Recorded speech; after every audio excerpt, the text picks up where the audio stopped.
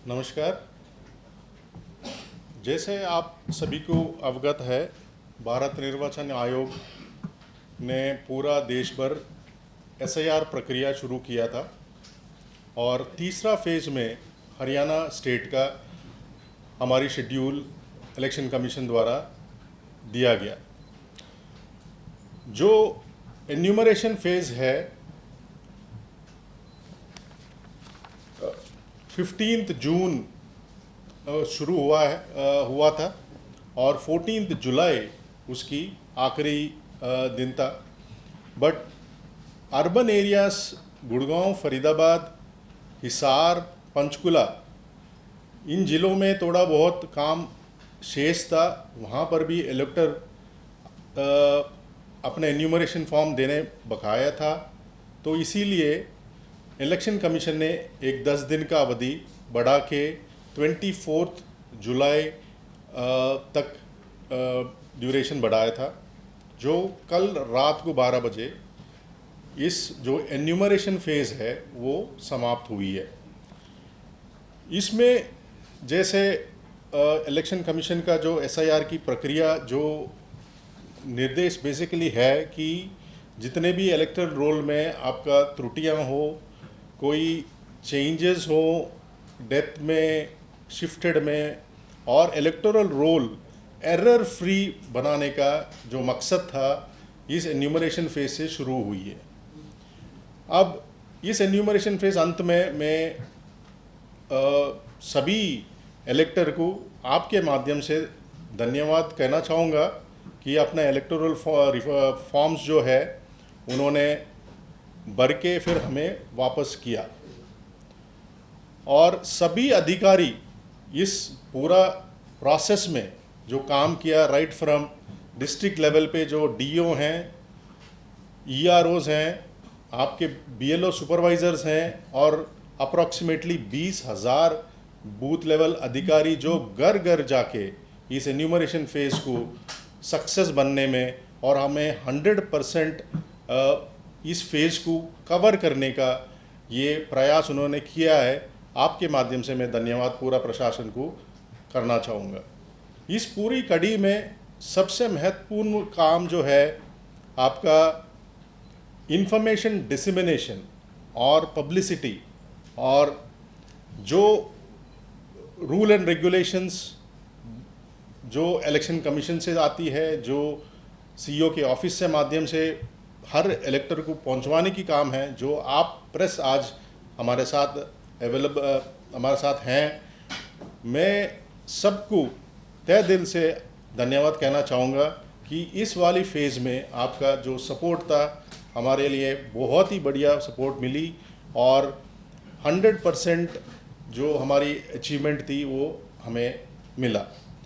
So having said that, जो आंकड़े निकाल के आई हैं मैं थोड़ा सा डिटेल में बताना चाहूँगा।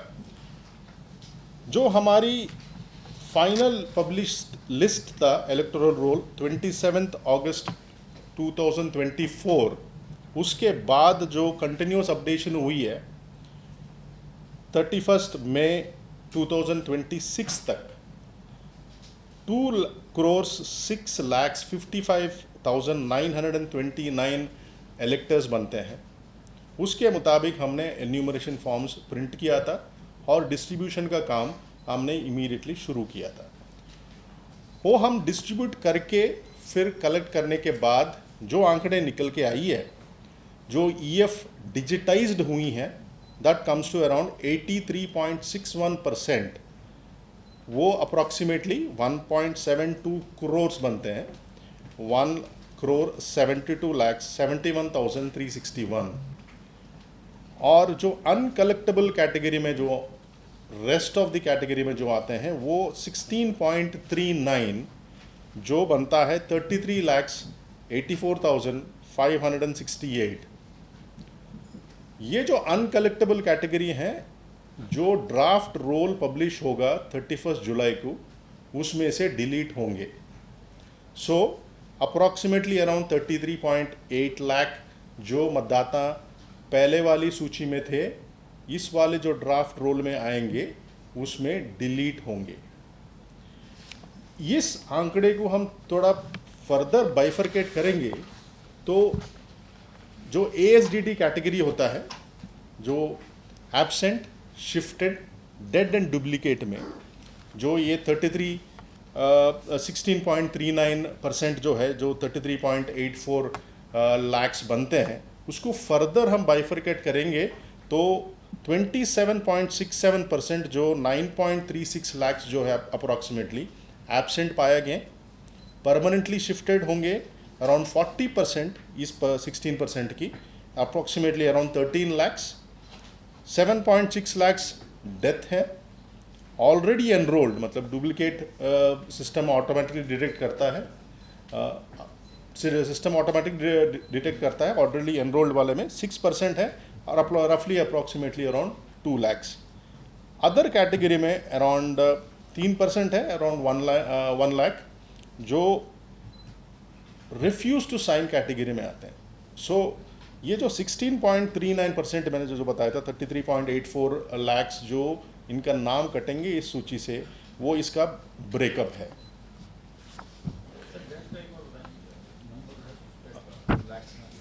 हाँ, डेथ का, हाँ जी, 7,66,205।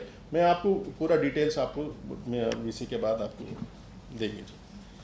सो this is basically the figures जो निकल के आई हैं। जो इस नेक्स्ट स्टेज हमारी है, जो ड्राफ्ट इलेक्टोरल रोल पब्लिशिंग का है, वो आपका 31 जुलाई 2006 हम अभी पब्लिश करेंगे इसको। इसमें इस ड्राफ्ट रोल को हर एक पॉलिटिकल पार्टी को हम बूथ लेवल पे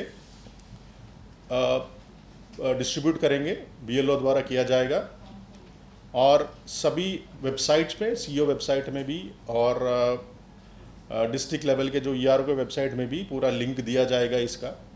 इसके अतिरिक्त ASDD का जो मैंने अभी डिटेल्स बताई, उसका भी सेपरेट लिस्ट वेबसाइट पे भी होगा, और हर एक ऑफिस में, लाइक जैसे फॉर एग्जांपल पंचायत में भी जहाँ भी बूथ है, अर्बन लोकल बॉडीज़ में जहाँ भी आपके ऑफिसेज हैं, वहाँ पे लिस्ट ASDD का पेस्ट भी किया जाएगा। नॉट ओनली हम डिस्प्ले करेंगे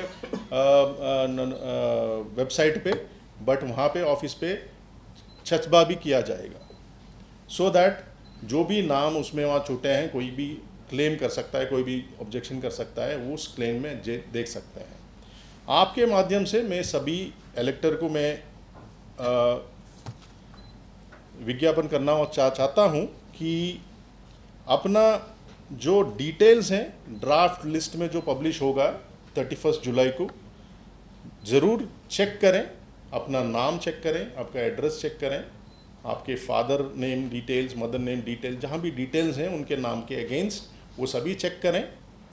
बाई चांस किसी कारण के वजह से आपका स्पेलिंग एरर्स हों, एड्रेस में कोई एरर्स हैं, वो नेक्स्ट फेज़ जो शुरू होने वाला है 31 जुलाई से 30 अगस्त तक, जो क्लेम एंड ऑब्जेक्शन फेज़ है, उसमें फॉर्म 8 के माध्यम से एक डिक्लेरेशन के साथ अपने संबंधित ERO नहीं तो AERO के साथ वो एप्लीकेशन फॉर्म देके वो जो भी चेंजेस करना चाहते हैं, जैसे एरर्स होंगी उस वाले लिस्ट में, चाहे फॉर एग्जांपल, वो चेंज करवा सकते हैं। ये जो फेज़ है, जो नेक्स्ट फेज़ शुरू होने वाला है, उसमें 2-3 महत्वपूर्ण काम होगा।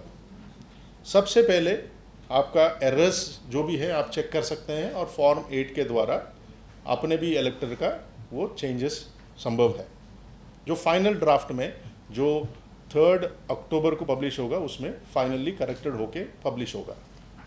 नेक्स्ट, जो नया इलेक्टर्स हैं, जो 18 वर्ष पूरे के हैं, वो एलिजिबल इलेक्टर्स जो हैं, जो नया फॉर्म भरेंगे, वो फॉर्म 6 के माध्यम से डिक्लेरेशन के साथ अपने संबंधित ERO AERO को सबमिट कर सकते हैं, और फाइनल ड्राफ्ट में उनका नाम जोड़ा जाएगा। और दूसरा, ऑब्जेक्ट भी कोई भी कर सकता है जिसका नाम उसमें ड्राफ्ट रोल में आया है।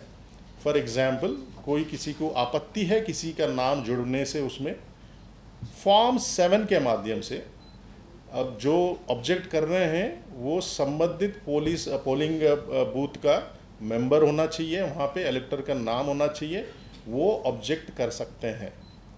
सो these are these 3 things which can happen in जो आपका नेक्स्ट फेज ऑफ है, जो 31 जुलाई से 30 अगस्त तक क्लेम ऑन ऑब्जेक्शन फेज में। साथ साथ क्लेम ऑन ऑब्जेक्शन के साथ साथ एक नोटिस फेज भी साथ साथ चलेंगी, जो 31 जुलाई से लेके 28 सितंबर तक ये notice phase and disposal of claims and objections, जो क्लेम एंड ऑब्जेक्शन के दौरान आई है उसका डिस्पोजल भी आपका 28 सितंबर 2026 तक, ये 2 महीने का अंतराल सभी ERO AERO आपके क्लेम्स एंड ऑब्जेक्शन के बेसिस पे वो डिसीजन लेके फाइनल पब्लिकेशन में आपका नाम इधर ऐड करेंगे, इधर हम डिलीट करेंगे। इसके लिए जो प्रोसीजर अडॉप्ट किया गया, हर एक जो जैसे फॉर एग्जांपल मैं आंकड़े बात करूं पहले, जो हमारी अभी लिस्ट में आपका जो कंप्लीट लिस्ट आई थी अराउंड 1.72 करोड़ में, जो ऑलरेडी हमारे पास एनरोल्ड हैं, उसमें सिस्टम जनरेटेड एनोमलीज होती हैं। जैसे फॉर एग्जांपल मेरा नाम SREENIVAS है, श्रीनिवास। मान लो मेरा SIR के जो पिछले SIR 2002 में लिस्ट SRINIVAS है, नाम की एरर है, वो ऑटोमेटिकली मैं सेम बंदा हूँ बट वो सिस्टम आइडेंटिफाई करता है ये अनोमली हो सकता है और अनोमली पॉपअप करेगा। इसका एक एग्जाम्पल है, अदरवाइज एक मैं बताता हूँ किस टाइप का अनोमलीज आएंगे। वो टोटल अनोमलीज हमारी जो सिस्टम जनरेटेड आज के डेट में है अराउंड 26.3 लैक्स। सो कम से कम 26.3 लैक्स जो अनोमलीज हैं, नोटिस इन जो ऑलरेडी ड्राफ्ट रोल में हैं उनके खिलाफ नोटिस जारी किया जाएगा। नोटिस आने के बाद फिर BLO उसका इंक्वायरी करेंगे, उसका इंक्वायरी रिपोर्ट ERO को सबमिट करेंगे, प्रॉपर प्रोसीजर अडॉप्ट करके डॉक्यूमेंटेशन के साथ, और BLO के रिपोर्ट के बेसिस पे ERO डिसाइड करेंगे कि आपका नाम उसमें ऐड करना है, डिलीट करना है। ये भी हो सकता है कि आपका ERO BLO का रिपोर्ट से सहमत ना हो, खुद इंक्वायरी भी कर सकते हैं, पर्सनली भी बुला सकते हैं, और सभी के रूल के मुताबिक और दोनों पार्टीज़ को सुन के डिसीजन लेंगे, और इसका स्पीकिंग ऑर्डर के माध्यम से आपका डिसीजन लिया जाएगा। कोई भी आर्बिट्ररी डिसीजन ERO के और AERO के माध्यम से नहीं होगा। मैं आपको सभी आपके माध्यम से सभी इलेक्टर को, सभी हरियाणा में जितने भी इलेक्टर्स हैं उसको आश्वासन देना चाहूँगा, ऐसे एक भी ऐसे नाम ऐसे डिलीट नहीं होगा without hearing, giving an opportunity of hearing to the concern elector. So सभी इलेक्टर्स निश्चिंत रहिए, प्रोसेस एब्सोल्युटली ट्रांसपेरेंट है, कंप्लीटली ऑनलाइन सिस्टम जो ECI नेट के द्वारा होगा, स्पीकिंग ऑर्डर के माध्यम से होगा। फिर भी आप by any chance ERO AERO आपका नाम काटते हैं, आप उनके डिसीजन से सहमत नहीं हैं, तो उसका अपील का भी प्रावधान है। 15 दिन के अंदर अंदर आप DC डिस्ट्रिक्ट मजिस्ट्रेट के ऑफिस में आप उसका अपील कर सकते हैं। वो भी उनके मान लें आपके अगेंस्ट जाता है तो 30 दिन के अंदर अंदर आप CEO जैसे मेरे ऑफिस में मेरे पास भी आप अपील करने का प्रावधान रूल के मुताबिक दिया गया है। सो आपके माध्यम से दोबारा कहना चाह रहा हूँ, एक भी ऐसे इलेक्टर ऐसे नहीं होंगे जिसका नाम बिना आपके सुनवाई किए हुए हम नहीं काटेंगे। So this very very clear and very transparent procedure. And जैसे एक और बात मैं कहना चाहूँगा कि किसी रीज़न के वजह से आप इस एन्यूमरेशन फेज़ में आपने एन्यूमरेशन फॉर्म नहीं वापस किया गया, तो फिर आपका क्लेम एंड ऑब्जेक्शन फेज़ जो मैंने अभी बताया था 31 जुलाई से लेके 30 अगस्त तक आप फॉर्म 6 करके आप दोबारा आप फाइनल लिस्ट में आपका नाम जुड़ सकता है। जैसे मैं कह रहा था कि टोटल जो परमानेंटली शिफ्टेड हैं और एब्सेंट पाएगा अराउंड 40% और 27%, कम से कम अराउंड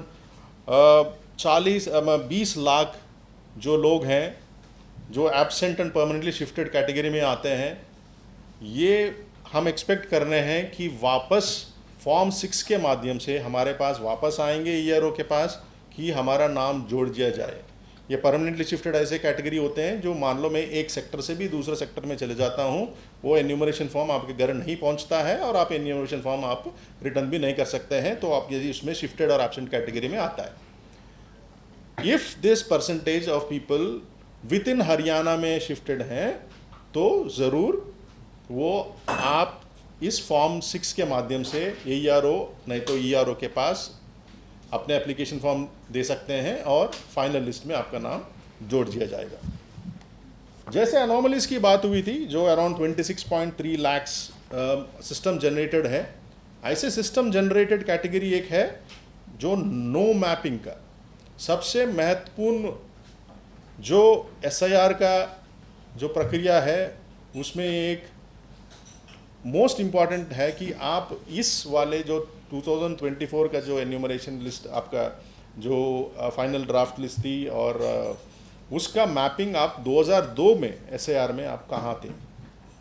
अब ऐसे कैटेगरी में हमारे पास है 8.99% जो टोटल इलेक्टर के जो टोटल डिजिटाइजेशन हुई है, that comes to around 18.5 lakhs no mapping category में सिस्टम ने हमें बताया है। तो इनमें भी नोटिस इस नोटिस पीरियड में ईआरओ जो है आपको नोटिस दिया जाएगा और संबंधित डॉक्यूमेंट्स के साथ आप बीएलओ को सबमिट कर सकते हैं और इंक्वायरी जैसे मैंने बताया था इंक्वायरी होके आपका नाम एडिशन नहीं तो डिलीशन कैटेगरी में आएगा। सो अनोमलीज और नो मैपिंग कैटेगरी में नोटिस इशू किया जाएगा।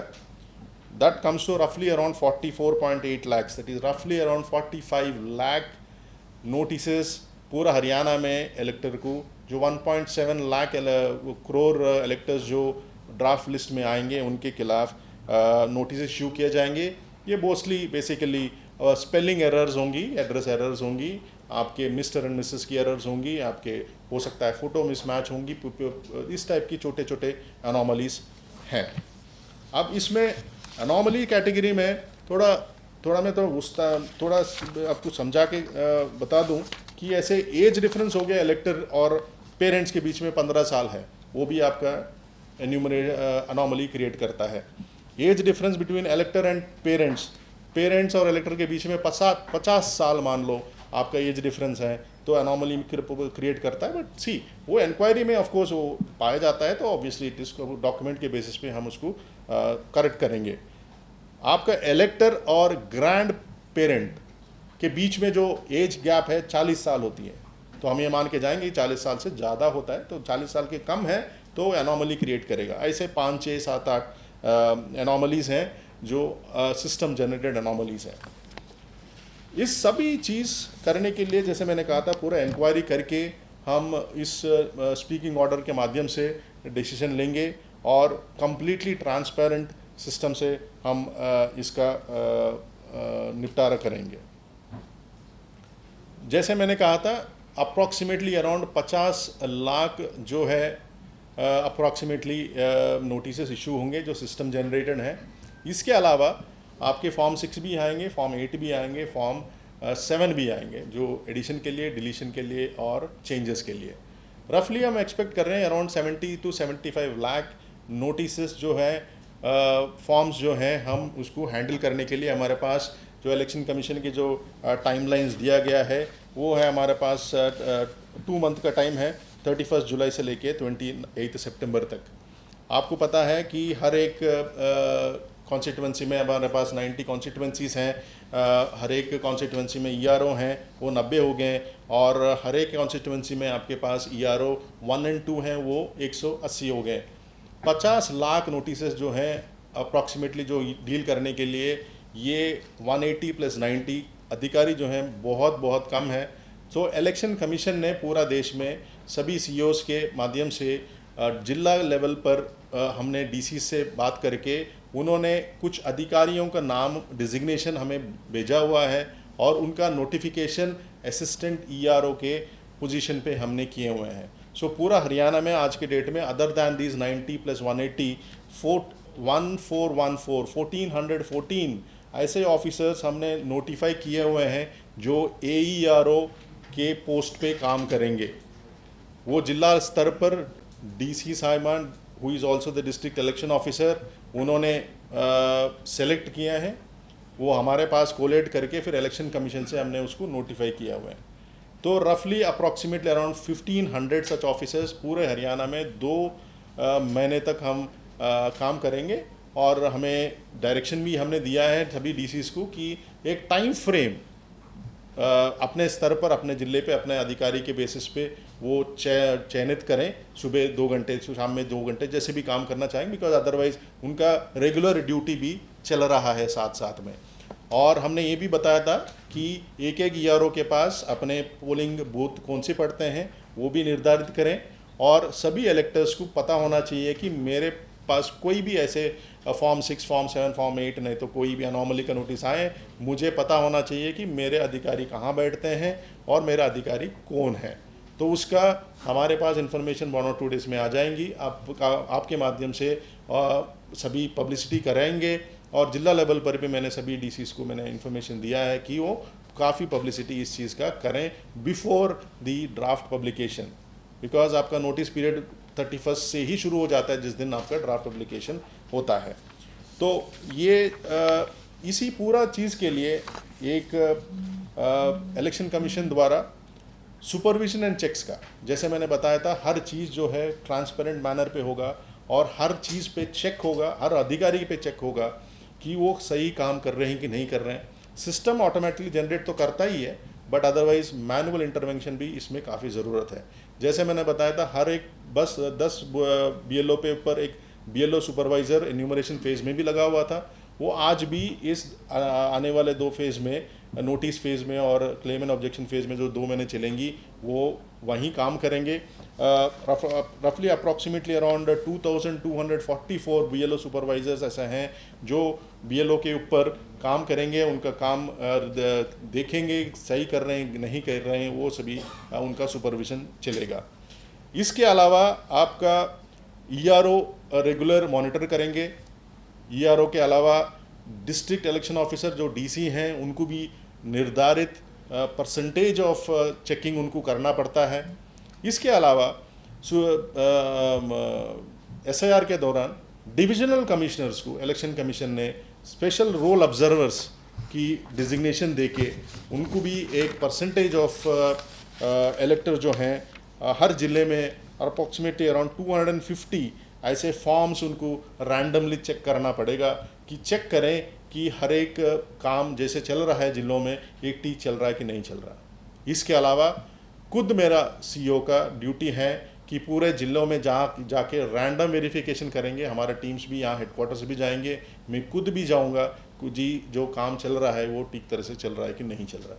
सो आपके माध्यम से मैं सभी को अपील करना चाहूँगा कि जो प्रोसेस आने वाला प्रोसेस है, जो आपका क्लेम एंड ऑब्जेक्शन फेज़ है, जिसका absolutely according to rule and regulation होगा। ऐसे कोई भी चीज़ ऐसे आर्बिट्ररली हम डिसीजन नहीं लेंगे और इसमें ऐसे कोई गलत इन्फॉर्मेशन आप बाय सोशल मीडिया और एनी अदर मीन्स आपके पास आए तो उसको बिलीव ना करें जब तक वो इंस्ट्रक्शन CEO और नहीं तो इलेक्शन कमीशन के माध्यम से ना हो। जैसे आप आखिरी में मैं बताना चाहूँगा कि जो आपका ड्राफ्ट पब्लिकेशन होगा 31 जुलाई को, सभी पॉलिटिकल पार्टीज़ को मैं आपके माध्यम से रिक्वेस्ट करना चाहूँगा कि वो अपने एक एक इलेक्टर की ग्राउंड लेवल पे, बूथ लेवल पे चेक करें और उनका ASDD का लिस्ट भी चेक करें और वो आइडेंटिफाई करें कहीं पर भी गलती हुई तो हमारे इतने जो अधिकारी BLO से लेके DO लेवल तक इतने अधिकारी हमने नियुक्त किए हैं, उनको इन्फॉर्म करें प्रॉपर प्रोसीजर में, फॉर्म 7 में, फॉर्म 8 में, और अपने इलेक्टर को मोटिवेट करें उसको करेक्ट करने के लिए और इसके अलावा जैसे एन्यूमरेशन फेज में आपका BLA 2 अपॉइंट किया गया, BLA 2 की भी इस दौरान, इस वाले जो फेज़ में क्लेम एंड ऑब्जेक्शन फेज में अराउंड 10 एप्लीकेशन फॉर्म्स जो हैं वो खुद भी जमा कर सकते हैं।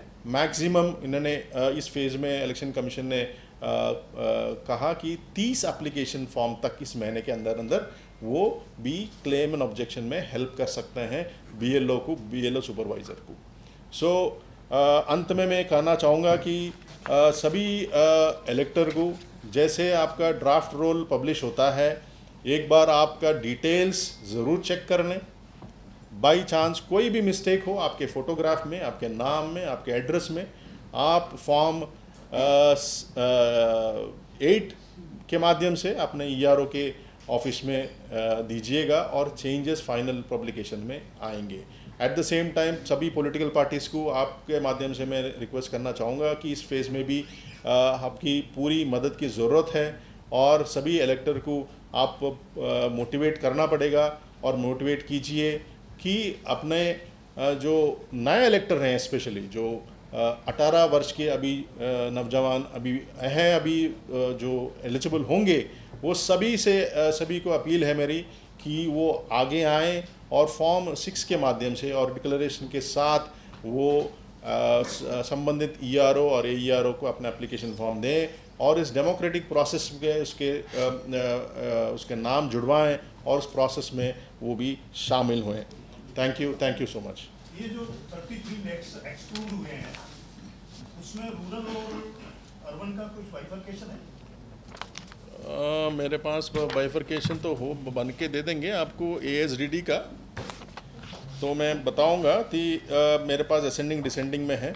जैसे आपका गुड़गांव सबसे ज़्यादा है, अराउंड 29.16% जो ASDD कैटेगरी में आते हैं, जो 33.84 लाख, उसमें 4.5 लाख आप परसेंटेज वाइज में बात करेंगे, बट नंबर वाइज में बात करेंगे तो आपका फरीदाबाद आता है 5.22 लाख्स में, जो 27.64, पंचकुला, सोनीपत, पानीपत, रोहतक, अंबाला। सो आप पहले से चलेंगे तो आपका अर्बन एरियाज़ में आपका जो परमानेंटली शिफ्टेड एब्सेंट डेड वाली कैटेगरी ज़्यादा है।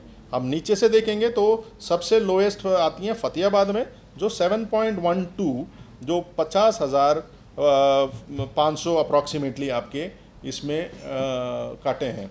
तो then next comes Mahendragarh, then comes Charkhi Dadri जो 8% 9% के हैं, जो अर्बन एरियाज़ में अप्रॉक्सीमेटली अराउंड 29 to 27% तक है। तो आप इसमें इस बेसिस पे आप कर सकते हो कि अर्बन एरियाज़ में मूवमेंट ऑफ पीपल जो हैं वो ज़्यादा हैं when compare to the rural areas. Sir, the electors. One. Sir, the electors whose names are not included in this list, any reason? उनका कोई अफेक्ट सर, जैसे सिटीजनशिप के साथ कोई अफेक्ट पड़ने की है? अभी इस स्टेज में is there any particular instruction from government side? Nothing like that. Which are run by the state government that will get stopped by No, the. we are talking about SIR process. There is no such instructions, and we are only sitting at only stage 1. आपका stage 2, stage 3 है, जो notice phase और claim and objection में, जो जैसे मैंने कहा था at the start of the press conference कि आपके पास around 13.7 lakh permanently shifted and absent category में 9.3 हैं, ये हरियाणा के अंदर ही हैं, तो वापस वो फॉर्म 6 के माध्यम से वो फाइनल लिस्ट में जुड़ सकते हैं। No such instructions with regard to city. जो आपने लिस्ट 4 पढ़ी थी ASDD जो बताया जी, ये डाटा हमारे पास कहाँ से आया? सिस्टम जनरेटेड है। आपने जो जैसे फॉर एग्जाम्पल एन्यूमरेशन फॉर्म मेरे घर पे गए और वहाँ पे कोई नहीं मिला मुझे और वापस नहीं आया, तो इधर एब्सेंट और परमानेंटली शिफ्टेड कैटेगरी में आएगा। और डेथ वाली जैसे हैं वो घर जाएँ, वो उनको बताते हैं, एक फैमिली मेम्बर वो लिख के दे देते हैं एन्यूमरेशन फॉर्म में ये डेथ हुई है, तो उसको डेथ कैटेगरी में आएगा। ऑलरेडी एनरोल्ड वो सिस्टम जनरेटेड है। फॉर एग्जाम्पल मैं 2 बार अपने नाम दर्ज कर दिया, एक मैंने पंचकुला में भी कर दिया और एक मैंने गुड़गांव में भी कर दिया। यहाँ के BLO को ये नहीं पता होगा कि गुड़गांव मैंने कर रखा है। हमारे पास 1 महीने का टाइम है, तो मैंने सिस्टम में मैंने डाल दिया A Srinivas son of Ram Lakshman, वहाँ पर भी सेम स्पेलिंग लगाया, स्पेलिंग ये लगा दिया, तो सिस्टम ऑटोमेटिक जनरेट करता है कि ऑलरेडी एनरोल्ड। ये तो ऑलरेडी एनरोल का तो system- डुप्लीकेट है जी। वो तो पता चल गया जी। डुप्लीकेट का तो क्योंकि सिस्टम के अंदर ये क्या जी, जी। और आधार कार्ड का जोड़ दिया तो आ गया। लेकिन जो शिफ्टेड वर्ड जो आया, हाँ जी। कि जब हमारे पास गणना फार्म नहीं आया, केवल हमने इस बात पे उसको मान लिया कि हाँ जी, shifted from the address which is given on the enumeration form. जो मैंने एक सेक्टर में दूसरे सेक्टर में भी चले जाता हूँ, मेरा पुराना जो इलेक्टोरल रोल में मेरा नाम मेरा नंबर सेक्टर 111032 है, मान लो मैं सेक्टर 20 में भी चले जाता हूँ, वो एन्यूमरेशन फॉर्म मेरे पास पहुँचा नहीं, वो मेरे पास वहीं रह गया और वहाँ पे कोई और रह रहा है और वो बोलेंगे कि ना जी ये यहाँ से शिफ्ट हो गए। अब शिफ्ट कहाँ हुए हमें पता नहीं है, तो ये परमानेंट शिफ्टेड में आता है। बीएलओ ने उसको शिफ्टेड कर दिया। हाँ जी, ठीक है। हाँ और जी। डेट जो है वो उन्होंने को बताया। बताइए। वो डेट का हाँ जी। डाटा तो मतलब लगभग सेम ही लगा। हाँ जी।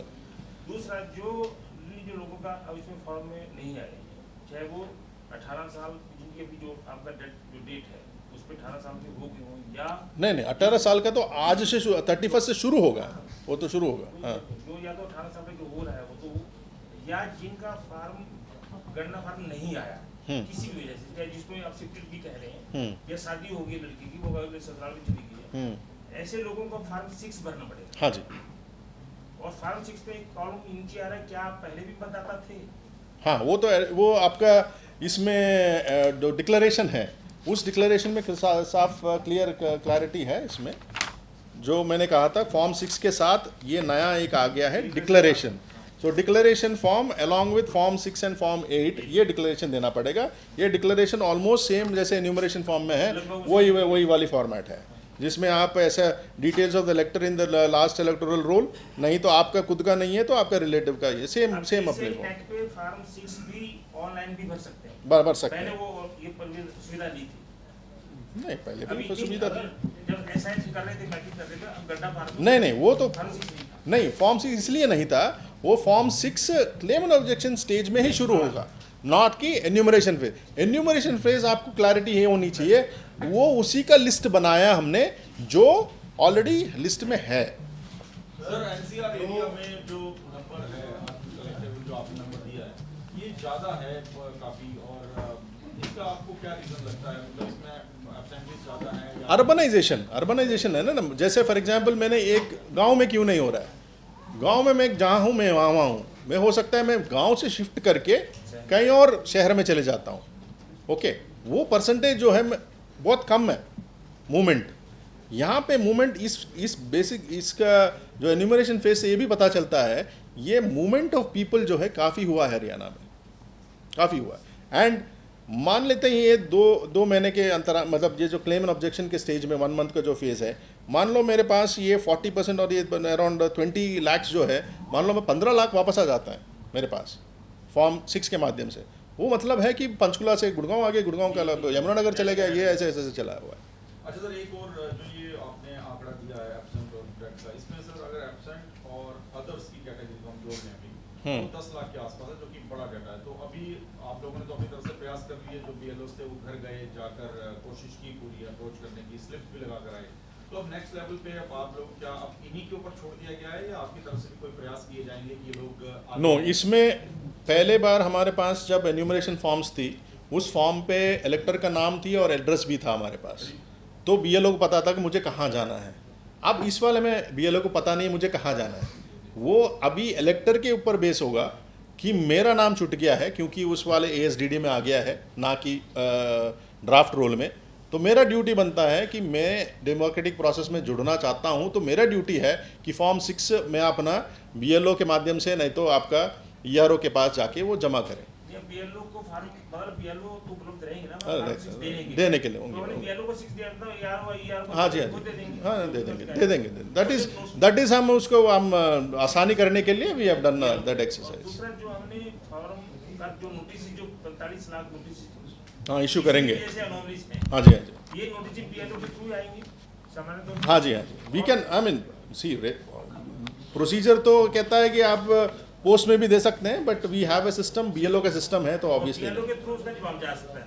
हाँ जी, वो तो मैं बीएलओ के माध्यम से जवाब जा सकता है, बीएलओ इंक्वायरी भी कर सकता है, और उस इंक्वायरी रिपोर्ट एईआरओ को देंगे, और एईआरओ मान लो वो उस रिपोर्ट से सहमत नहीं है तो फिर पर्सनली भी बुलाएंगे एईआरओ। सर सेंसस की प्रक्रिया जो चल रही है अभी, सेंसस की प्रक्रिया के साथ डिलिमिटेशन की प्रोसेस जुड़ी हुई है, तो एसआईआर की प्रक्रिया पहले हो गई तो आपको नहीं लगता कि जो डिलिमिटेशन का प्रोसेस है वो कहीं ना कहीं इससे फॉल्टी हो जाएगा सारा?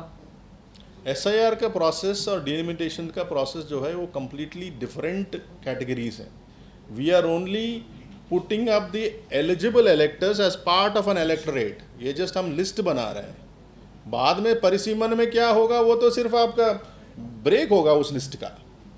इससे और उसका कुछ लेना देना नहीं है. सर एक क्वेश्चन है सर, ये पूरा एसआईआर का मुद्दा है, काफी बड़ा पॉलिटिकल मुद्दा रहा देश में. इससे पहले हमने देखा बिहार में, पश्चिम बंगाल में काफी हंगामा भी रहा पॉलिटिकल पार्टीज का. तो मेरे सर इसमें दो क्वेश्चन है. तो हमने देखा पंजाब में जो बीएलएस हैं पॉलिटिकल पार्टीज के, वो साथ ही बीएलएस के साथ अभी से कोऑर्डिनेशन बनाए हुए. क्या आपके यहाँ भी ऐसा हुआ?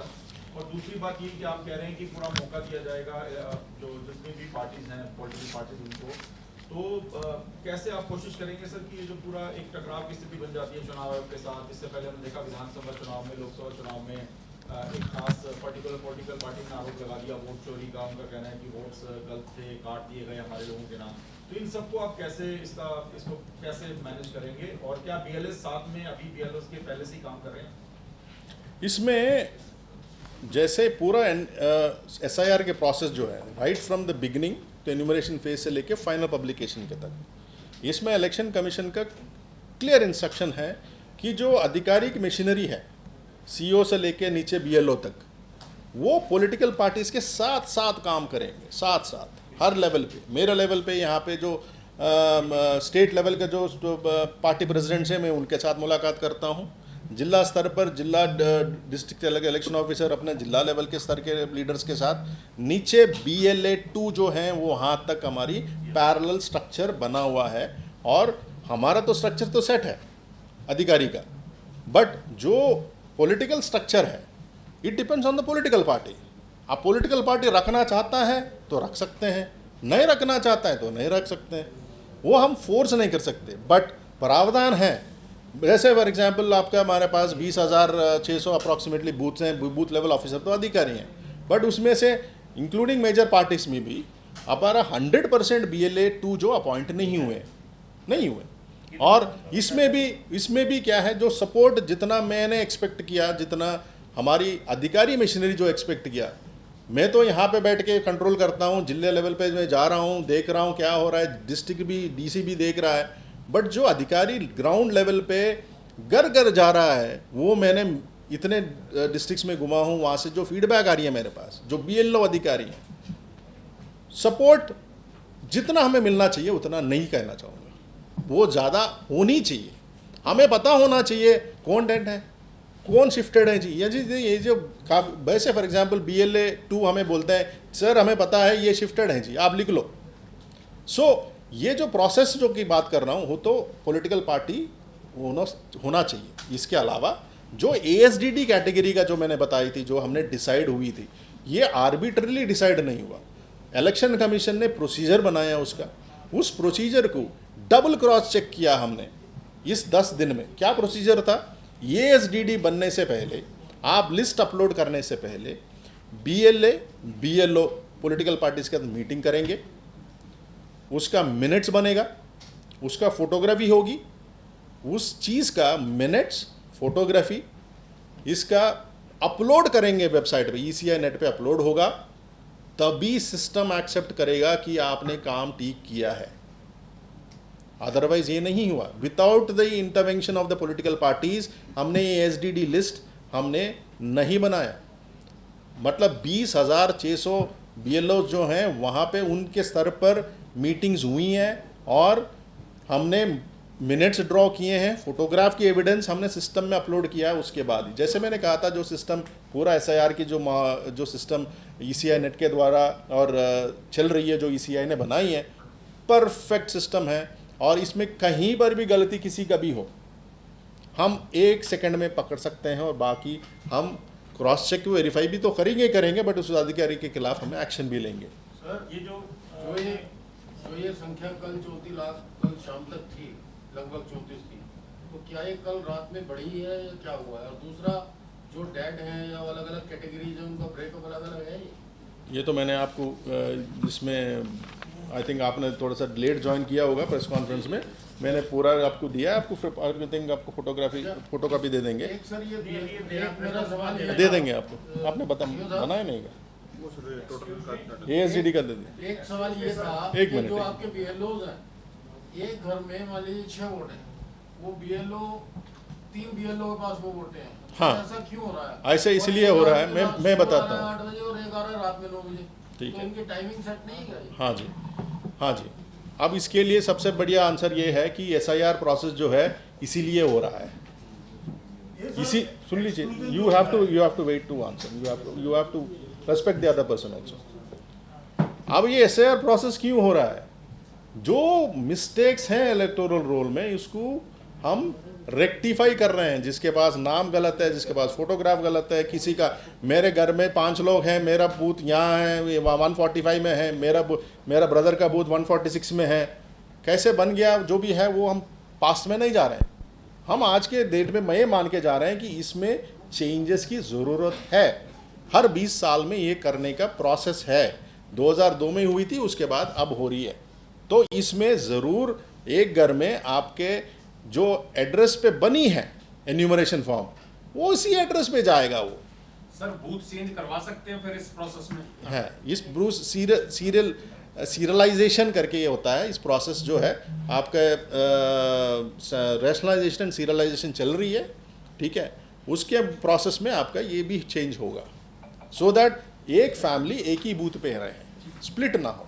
एक इसमें इशू आया था, जो भी आपने मैपिंग का है कि जब गन्ना फार्म आया है और मैपिंग नहीं हुआ, क्योंकि गन्ना फार्म के साथ तो मैपिंग जरूरी थी, दादा की हाँ या पेरेंट्स की किसी का भी देना, तो वो कमी कहाँ रहेगी? कहीं ऐप अपलोड करने में तो कमी नहीं रहेगी? हाँ, क्या कमी? हाँ। कैसे करें? हाँ, इसमें मैं बताना चाहूँगा, अच्छा प्रश्न है। जो एन्यूमरेशन फॉर्म है ये, जो एन्यूमरेशन फॉर्म सभी इलेक्टर के पास पहुँची है, हमारी इंस्ट्रक्शन ये है कि एन्यूमरेशन फॉर्म साइन करके वापस दे देंगे, बिना आपको कुछ भी किए हुए हम डाल देंगे उसके अंदर। हमारी इंस्ट्रक्शन वेरी क्लियर है। आप अपने खुद का जो इसमें क्या कहना चाहूँगा कि आप इंटरप्रेट मत कीजिए। मेरा सिग्नेचर है, मैंने अपना पास इलेक्टर का डिटेल नहीं भरा है, मैंने अपना सिर्फ साइन कर दिया है, मेरा फादर का नाम और मदर का नाम डिटेल दे दिया, नहीं भी दिया साइन करके दे दी BLO को। आप इसको इंश्योर करेंगे कि ड्राफ्ट रोल में उनका नाम होगा। जो आपके पास डाउट होगी वो है कि नहीं है, वो क्लेम एंड ऑब्जेक्शन फेज में नोटिस दे के करिए आप काम। तो फर्स्ट फेज में है कि हमारी जो प्रेशर है इलेक्टर के ऊपर नहीं डाला है कि आप ये भी डॉक्यूमेंट दे दो जी, वो भी दे दो जी, हमें क्या करना है। अब ऑलरेडी इलेक्टर मैप हो गया, हमें कुछ लेना देना नहीं। इसीलिए एन्यूमरेशन फेज में हमने कोई भी ऐसे डॉक्यूमेंट नहीं मांगा इलेक्टोरेट से। अब हमारे पास डाउट आती हैं, तो सिस्टम जनरेटेड डाउट है, तो हम जाएंगे वापस उनके घर पे, BLO ले जाएगा, हाँ जी मैं आपके नहीं आया, लिंक कर देंगे। आपका कोई अनॉमली निकली आई है आपके एज में, इसमें हमें इंस्ट्रक्शन हमें BLO को दे दिया। जैसे आप कह रहे थे कि BLO के माध्यम से भी हो सकता है, वो डेट ऑफ बर्थ दे दें, हाँ डेट ऑफ बर्थ सर्टिफिकेट आ गया, वो फॉर्म 6 जो भी है वो अनॉमली के बेसिस कर लिया, और ऑब्वियसली सर्टिफिकेट डॉक्यूमेंटेशन है, तो आपका ERO जो है उसका रिपोर्ट मानेंगे और आगे बढ़ेंगे। एक विषय और आया था, पॉलिटिकल पार्टीज ने भी सर आपको लिख के दिया है, कांग्रेस ने भी लिख के दिया है, BJP ने सर लिख के दिया, मुझे मालूम, लेकिन BJP के प्रेसिडेंट से बात हुई थी प्रेस कॉन्फ्रेंस में। 2002 की वोटर लिस्ट थी जो उस वक्त हमारी, वो पूरी की पूरी अपलोड नहीं कुछ क्षेत्रों में, सब का नहीं है उसमें एक ही पोलिंग स्टेशन है। हाँ जी, हाँ हाँ, क्योंकि उदाहरण अपना बिहार देना चाहिए, बजाय किसी और से तो करना नहीं है। क्योंकि जैसे मेरा वोट कालका कंस्टिट्यूएंसी में पिंजौर में था 2002, मेरा और मेरी पत्नी, बच्चों का तो नहीं था, वो वोट नहीं है उसमें, ना PDF फाइल में है जो आपकी हार्ड कॉपी है, ना वो सॉफ्ट कॉपी में है, एनुमरेट नहीं हो रहा। मुझे अपने पिताजी का नाम देना पड़ा गाँव से, तब मेरा मैपिंग हुआ। ये कभी एक पॉइंट। हाँ। दूसरा, कुछ का नाम PDF फाइल में है, लेकिन जब उसको सर्च करेंगे नाम डाल के एप्ली डाल के, तो वहाँ से उठा नहीं रहा है। एक ECI नेट में की प्रॉब्लम ये थी, अभी पता नहीं आपका टाइम नहीं, पर नहीं हमारे पास तो ये जो काम है, जो प्रैक्टिकल बता रहा हूँ। ये प्रैक्टिकल चीज़ हमें पता है, नॉट नाउ, बिफोर 6 months। हमारे काम ECI के द्वारा हमने किया 6 महीने पहले। इसमें 2002 में हमारे पास जो डेटा थी वो डिजिटल फॉर्म में नहीं थी हमारे पास, कहीं पर भी देश में डिजिटल फॉर्म में नहीं है। वो हमारे पास हार्ड कॉपी फॉर्मेट में थी और पूरा डिस्ट्रिक्ट्स में, पूरा स्टेट में ऐसे कुछ पोलिंग बूथ अभी भी बकाया था, स्पेशली आई थिंक सोनीपत में शायद, हाँ वडोदरा, हाँ उसमें वो लिस्ट भी ही नहीं, हार्ड कॉपी भी नहीं मिल रही थी हमारे पास। फिर इलेक्शन कमीशन से बात करके वो कह रहे हैं कि आगे पीछे का जो भी लिस्ट होगा हम ले लीजिएगा उसमें।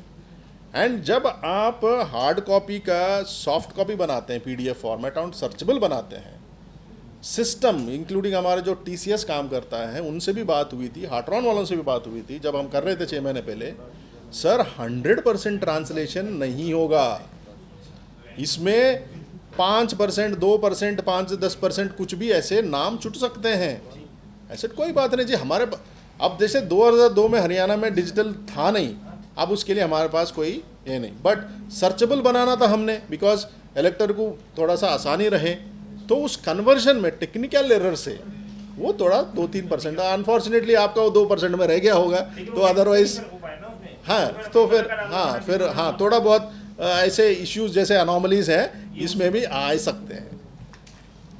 ये सर एक्सक्लूजन का था कि ये इसमें बड़ा पोर्शन वो ड्यू टू सिस्टम एनोमलीज है या एब्सेंटी है? I am not able to understand your question. Absentee है और या सिस्टम एनोमलीज की वजह से फैक्टर है ना? नहीं, एब्सेंट अलग है, एनोमलीज अलग है। एब्सेंट मतलब आपके पास एन्यूमरेशन फॉर्म आया नहीं है आपके पास, एनोमलीज है अपने पास आया हुआ है enumeration form, but system generate करता है आपका, हम डिजिटाइज कर दिया, एन्यूमरेशन फॉर्म आ गया हमारे पास, बीएलओ ने उसको डिजिटाइज कर दिया। वाला फैक्टर बड़ा है क्या बोल रहे हो? हाँ एनोमलीज की वजह से ज्यादा एक्सक्लूड हुए हैं। एक्सक्लूड नहीं है, anomaly they are part of the 1.7 crore, that is what I'm trying to say. Anomaly is not, they are not excluded, they are part of the electoral roll which will be published on that day, but final list में जब तक वो anomaly ठीक नहीं करेंगे, जैसे मैंने example भी दिया था, मेरा नाम SRI लगता हूँ और अनोमली कैटेगरी में आएगा, मैं मान लो मैं उसको अनोमली के माध्यम से रेक्टिफाई नहीं करा था, फिर वो आपका जो ERO है वो कहेंगे भाई ये डाउटफुल इलेक्टोरेट है, ये अपना चीज़ ठीक नहीं करना चाह रहा था, तो उसको पेंडिंग नहीं, फाइनल लिस्ट में नाम नहीं होगा उसका अभी। हाँ एनोमली जरूर ड्राफ्ट लिस्ट में नाम है। हाँ होगा उनका, all anomalies are part of the draft list. Sir एक बूथ में नाम करवाने के वेट मिनट ही is In case of absent and the shifted category person, you of course you touched this issue, but I would request you to further shed some more light on this. In these two categories, the owners getting re-registered will be of the person who falls in these categories, absent and the shifted. Yeah, For absent. example, if that individual is living out of the state and he wants to get himself registered in the same place where he was earlier, what is the process he has to follow?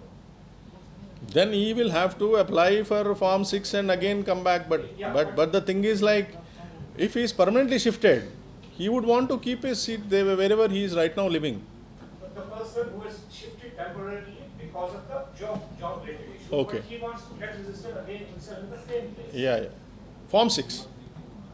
Yeah, form 6. But the form 6, the query is this, can he get re-registered to the online system and all this thing, or he has to physically come? No, online system. Online. Sir ये notice कब से जाना शुरू हो जाएंगे? 31 जुलाई। Time period होगा कि कितने समय तक नोटिस आएगा? नहीं, आपका टाइम पीरियड जो है 2 महीने का टाइम पीरियड बताया था, 31 जुलाई से लेके आपका 28 सितंबर तक वो है, सर ये क्योंकि हरियाणा 2 महीने का में- टाइम है। जो साहब मैंने कहा हरियाणा में क्योंकि You and cry during the SIR process in Bihar and West Bengal, and you must be aware what some shortcomings in both the states, because lots of people were kept under the doubtful. So you must have taken or you will take in coming case such type of shortcomings doesn't occur in Haryana. You must have observed some shortcomings during the SIR process in Bihar and West Bengal. No, I have absolutely no idea about what shortcomings they would have faced in Bihar or West Bengal, but we are only at first stage. We have 2 more months to go. So if there are any shortcomings within Haryana, of course you still have time to rectify. That is what I am saying. Claim an objection is the right period in which if you have any issue, you can approach the administration. इसमें जो India hasn't found out any shortcomings in the process of escalated to done. No, what is your question? What is your question? I'm talking about the shortcomings. Shortcoming is your anomalies in what I could figure out basically through the media. They were anomalies, right? You would have heard the word anomaly. Here also we have anomalies. They are shortcomings. Anomaly is Srinivas, SRI, SREE. On the part of the ECI, there must be some shortcomings. No, there is no. As per the procedure, as far as the procedure are created, there is absolutely no anomaly with that. Anomalies are with regard to the application forms who are electors or spelling errors or whatever. If my name is not getting matched with 2002, it's an anomaly. It is my duty to get it rectified. We have 1 month for that. The next stage is that. Sir ये जो मेरे party का बिहार और पश्चिम बंगाल में ये हुआ था, ये आरोप लगे थे कि किसी एक पॉलिटिकल पार्टी के से जुड़े व्यक्ति ने एक साथ बहुत सारे क्लेम फाइल कर दिए, कई लोगों के वोट कटवा दिए। तो इसको रोकने के लिए आप कुछ देखेंगे या उसी आपने बताया कि उसी बूथ का ही कोई अगर ऑब्जेक्ट करता है किसी के वोट को लेकर, ये तो रूल है, वो तो रूल है, उसी बूथ का होना चाहिए। क्राइटेरिया है कि एक व्यक्ति कितने क्लेम मतलब कर सकता है, कितने ऑब्जेक्शन फाइल कर सकता है? ऐसे कोई फिगर नहीं है, बट मैंने कहा था जो सिस्टम हमने इलेक्शन कमीशन ने किया है कि हर एक इंक्वायरी होगी, हर एक पर्सनल हियरिंग होगी, डॉक्यूमेंट वेरिफिकेशन होगा, एक भी नाम ऐसे नहीं काटेंगे जिसका हम इंक्वायरी स्पीकिंग ऑर्डर नहीं पास किया। और इस स्टेज में हर एक स्टेज का BLO का वेरिफिकेशन भाई सुपरवाइजर करेगा, सुपरवाइजर का ERO करेगा, ERO का DC करेगा, DC का मैं करूँगा। सो पूरा सिस्टम जो है ट्रांसपेरेंट है एंड इसमें हर जगह पे आपका पॉलिटिकल पार्टीज इन्वॉल्व है इसमें। हाँ जी हाँ, चेक्स एंड बैलेंसेस है। आपने बताया था जो पार्टीज के BLAs ये पूरे नहीं है, किस पार्टी के कितने BLA थे?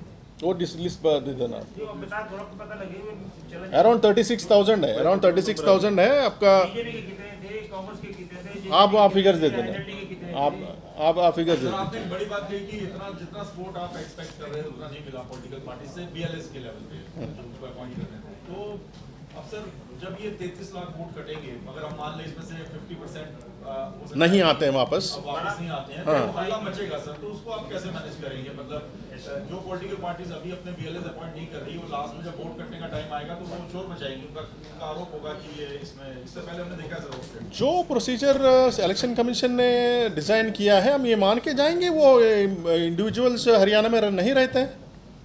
It is as simple as that. अब हल्ला क्यों बचेगा? आपका क्लियर कट है कि भैया एप्लीकेशन आप जो पश्चिम बंगाल में काफी ज्यादा हम हरियाणा का बात करें, हम हरियाणा का बात करते हैं, ठीक है। हम ये मान के जाएंगे कि वो इलेक्टर नहीं है यहाँ पे, सरकारी सिस्टम तो क्लीन एंड हम खुद ही कह रहे हैं पॉलिटिकल पार्टी से आपके माध्यम से कहना चाह रहा हूँ कि सपोर्ट आनी चाहिए हमारे पास। और आपको लगता है कि आपका कहीं कट गया है, बाई चांस कट गया, किसी वजह से कट गया है, आपके पास 1 महीने का अंतराल है, आप ले आइए, फॉर्म 6 ले आइए। पूरा सिस्टम ऊपर से मतलब DC से लेके BLO तक हमने डिज़ाइन किया हुआ है काम करने के लिए, इसी चीज़ के लिए बैठे हुए हैं। मेरा ये सवाल था, हरियाणा में क्योंकि पहले से परिवार पहचान पत्र है और वो डाटा डिजिटली उनके पास है, तो कुछ ऐसा कोई कोऑर्डिनेशन नहीं रहा आपस में कि आप डिजिटली वो डाटा अपने पास मंगा के इसको अपडेट करवाएं? वो लिंकेज हमारी इलेक्शन कमीशन के द्वारा हुआ नहीं है। जो इलेक्शन कमीशन ने जो डायरेक्शंस हैं वो स्टेट डेटाबेस है। जैसे आधार भी हमने नहीं लिया है, दैट्स अ सुप्रीम कोर्ट का डायरेक्शन, ओनली आइडेंटिटी डॉक्यूमेंट है। तो this is a completely separate process error free करने के लिए। हमें ये नहीं पता, this things have not been. जब हम ऑनलाइन भरते हैं तो वो आधार ही मांगता है, और आधार पे जो नाम है उसमें नाम है तो उसको उठाता नहीं है। डिजिटली तो मांगता आधार है, ही मांगता है, तो इसी डिजिटली अगर करोगे तो आधार मांगता है। वो आधार से ही मांगता है, आधार ही मांगता है, इसी नेटवर्क जिसे भी हम अप्लाई करते हैं। आधार इज नॉट कंपलसरी, लेकिन वो तो मांगा ही आधार है। आधार इज नॉट कंपलसरी। उसमें फॉर्म 8 में अगर आप करेक्शन करना चाहते हैं फॉर्म 8 के लिए, क्योंकि उसमें ये कि मैं आप अगर आधार के साथ ऑथेंटिसिटी नहीं करते हैं तो मैं आपके नाम की करेक्शन कर सकता हूँ। नाम करेक्शन के हाँ,